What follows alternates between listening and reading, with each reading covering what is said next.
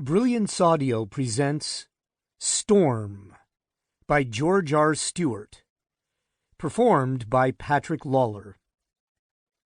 Enveloped in the gaseous film of the atmosphere, half covered by a skim of water forming the oceans, the great sphere of the earth spun upon its axis and moved inflexibly in its course around the sun.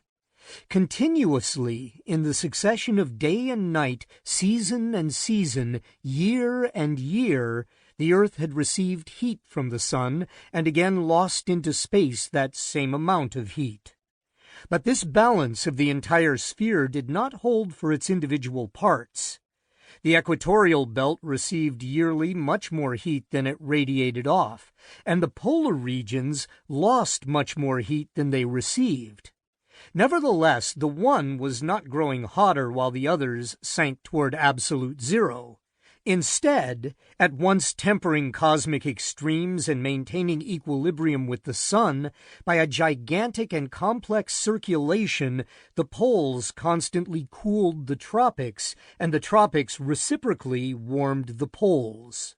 In this process, cold currents bore icebergs toward the equator, and warm currents moved poleward.